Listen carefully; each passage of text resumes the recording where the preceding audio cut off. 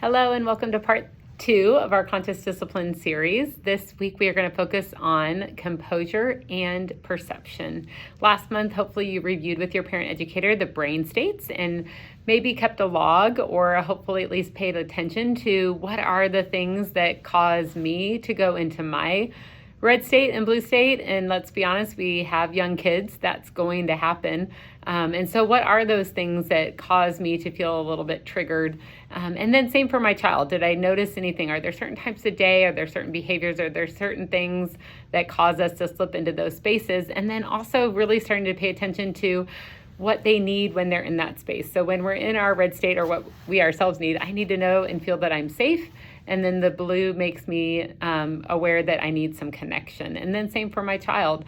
So this month, I want to have you have a conversation with your parent educator about what you noticed on your log or as you paid attention this month. Were there trends? Are there certain types of days, certain behaviors, things that trigger you? And did you learn anything or could you learn something from that? You know, can we do a little quick evaluation of our day? Does our schedule align with our values and what we say is important to us? Are we trying to cram too much in to not enough time and feeling rushed a lot of times or in a hurry? Are we taking care of ourselves? Are we getting the things we need that we know are important for overall well-being, like sunlight and exercise and good food and sleep, which I know sleep could be challenging when we have young kids, but being aware of some of those things. And are there just one or two small changes that we could make that would move the pendulum a little bit in the direction of better well-being? And then same for our kids. Are they getting enough sleep? Are they getting enough connection with us?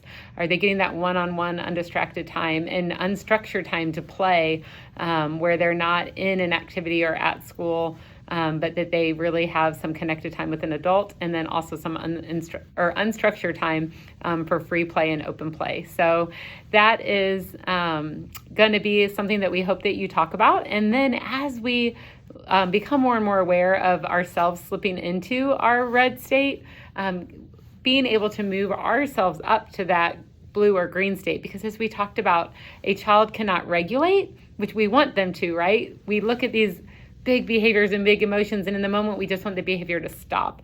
But we also want them to start to learn to be able to calm themselves and regulate their own emotions. That's really the skill moving forward that we want them to have. And so we first need to be able to do that ourselves and model that for them and be co-regulators with them. We know at this age kids need those co-regulators. So we're going to focus on what we can control the most, which is ourselves. And we know that there's a lot of power in the pause. So when our kids have big emotions and we see them starting to melt down into this red zone, our tendency is going to be triggered and to react, especially depending on where we're at with our needs being met. And so if we start noticing ourselves being triggered by them, can we pause? And in that pause, we have that moment to choose to respond instead of react. And as I choose to respond, I'm going to take that deep breath. So we're going to give you a reminder this month that you can look at and hang in your house that's going to be star breathing, that's going to tell you to smile. Take a deep breath. Do that 3 times and relax and start to become aware of my body, my tension, my face, my voice. How am I sharing my calm with my child? Or am I in a reactive state that's only going to trigger them more? Because again, we have to calm ourselves before we can help our child calm. The other piece to this is our perception. So what am I telling myself? It is very natural when we see a child's big behaviors to have thoughts of they're trying to manipulate me, or he never does what he's told. Why can't he just obey? I keep saying he, it can be she too. They just are annoying. They're whining all the time. They're just trying to get attention. We have some of those thoughts that go through our head very naturally. So we're in that pause.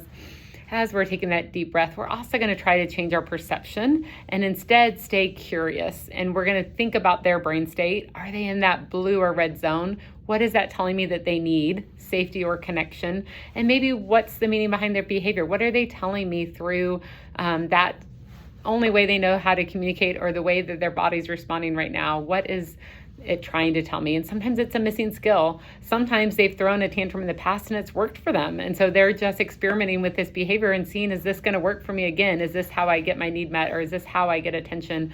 And so we're going to have to teach them differently. Sometimes they just are overwhelmed. Maybe they've been too rushed. Maybe they've been overstimulated. Maybe the environment's too much for them. But whatever it is, can we stay curious and then reframe that in our head and look at our child who's a sweet little person that just doesn't have the capability right now in this moment to regulate and ask for what they need, or to handle waiting, or to handle something hard. And so I need to help them by co-regulating with them and then teaching them the skill. What we don't want to do is give into tantrums just to avoid them. It's hard. It can be really uncomfortable, especially if there's other people around, to handle that upset. And it can trigger that in ourselves to make us want to just give in. But that's only going to cause it to work for them, which is going to cause them to repeat it, because they are little scientists and they're learning through cause and effect right now.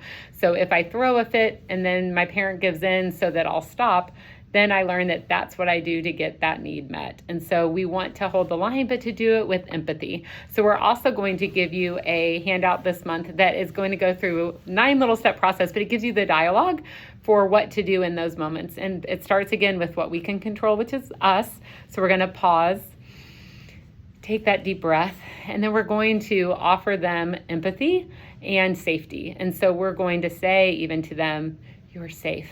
I'm here, we can handle this, and take that deep breath. We want to send the message to them that we can handle this. It is really scary. If you've ever been, let's say, on an airplane, my husband got to ride on a private airplane for the first time next to the pilot, and his experience was, he's like, it was a lot scarier than I thought. He's like, you can feel everything more, it's louder, you're in this little plane. And he goes, I kept looking at the pilot and he didn't look worried, so I figured we were safe.